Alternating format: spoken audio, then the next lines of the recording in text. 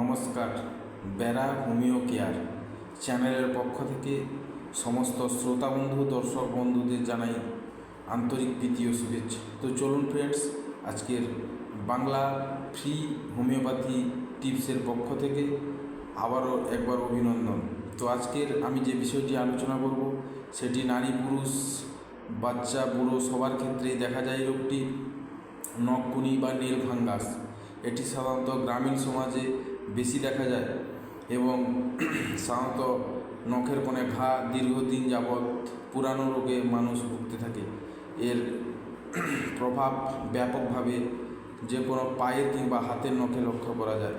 তো আজকের সেই নখকুনি নিয়ে আমি আজকের এই ভিডিওতে আলোচনা করব। তো সেলফ মেডিকেশনের ব্যাপারটিও আপনাদের জানিয়ে রাখি। তো এক্ষেত্রে আপনারা এই ওষুধগুলি ব্যবহার করলে খুব ভালো রেজাল্ট আসবে। লক্ষণসমূহ: নখের কোণে পুঁজ ঝরে যাওয়া, পুঁজ সবসময় লেগে থাকা, দুর্গন্ধ করা, গন্ধ কিংবা ব্যাকটেরিয়া বা ভাইরাসের আক্রমণ লেগেই থাকা নখে। তো প্রথমে যে আমি ওষুধগুলি আপনাদেরকে রেফার করব, এই ওষুধগুলিকে ঠিকমতো খেতে থাকলে যত পুরানোই নখকুনি হোক 100% সেরে যাওয়ার আমি আপনাদের গ্যারান্টি দিচ্ছি। তো প্রথমে ক্যালেন্ডুলা মাদার এই ঔষধটি 15 ফোঁটা করে আপনাদের 1 মাস যাবৎ খেতে হবে। দেখুন ফ্রেন্ডস, এরকম মাদার ঔষধগুলি ক্যালেন্ডুলা হোমিওপ্যাথি সব থেকে পেয়ে যাবেন। এটা 15-20 ফোঁটা করে আপনাকে সকাল দুপুর সন্ধ্যা খেতে হবে। সঙ্গে নারকেল তেলের সঙ্গে এটাকে 2-3 ফোঁটা করে মিশিয়ে রাত্রে শোয়ার সময় আপনাকে ওই জায়গায় লাগাতে হবে। তো 2 নম্বরে যে ওষুধটির কথা বলবো, ইচিনেসিয়া মাদার। দেখুন friends, echinacea mother, ECHINESA, echinacea mother, এটিও আপনাকে 15 থেকে 20 ফোঁটা করে সকাল দুপুর সন্ধ্যা খেতে হবে এবং সঙ্গে ওই আহত বা ক্ষত পুঁজ স্থানে আপনাকে 2 থেকে 3 ফোঁটা করে ছাড়তে হবে। তো এইভাবে 15 থেকে 20 দিন করবেন, দেখবেন রোগ অনেকটা পরিবর্তন দেখা দেবে।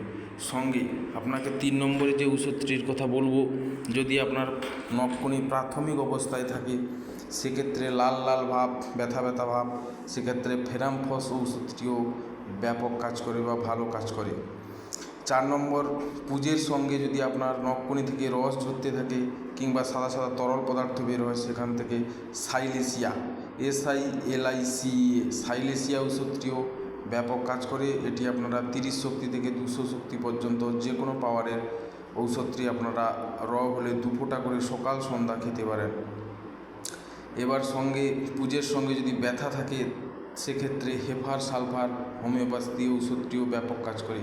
Hepar HEPAR, hepar sulphur SULPHUR, hepar sulphur ওষুধটি ব্যাপক কার্যকরী। 5 নম্বরে যে ওষুধটি আপনাকে ব্যবহার করতে হবে সাধারণত অপরিষ্কার বা ব্যাকটেরিয়ার জন্য, আর্সেনিক অ্যালবাম। এটা আপনার রোগ প্রতিরোধ ক্ষমতা বাড়াবে এবং রোগটি সারতে খুব তাড়াতাড়ি কার্যকরী ভূমিকা নেবে। লাস্ট যে ওষুধটি, ফাইনাল ওষুধটির কথা বলবো, এটি হচ্ছে ক্যালকেরিয়া সাল্প। যদি আপনার নখকুনিতে গাঢ় পুঁজ বা দুর্গন্ধ পুঁজগুলো বদবদে আকারে হয়, সেক্ষেত্রে ক্যালকেরিয়া সাল্প ঔষধটিও ব্যাপক কাজ করে। তো ফ্রেন্ডস, আজকের দিনে হোমিওপ্যাথি জগতে খুব ব্যাপক রেজাল্ট ফেলছে। পুরানো দুরারোগ্য ব্যাধির ক্ষেত্রে হোমিওপ্যাথি একটি বিশেষ ভূমিকা কার্যকরী আদায় করে নিচ্ছে। তো সেই জন্য আপনাদেরকে এই ফ্রি টিপস আমার পক্ষ থেকে, যেহেতু হোমিওপ্যাথি নিয়ে আমি বর্তমানে প্র্যাকটিস করছি, তো সেই ক্ষেত্রে এই জন্য আপনাদেরকে আমার হেল্প। তো আজকের ভিডিওতে এই পর্যন্ত। থ্যাংক ইউ, ধন্যবাদ, নমস্কার, গুড বাই।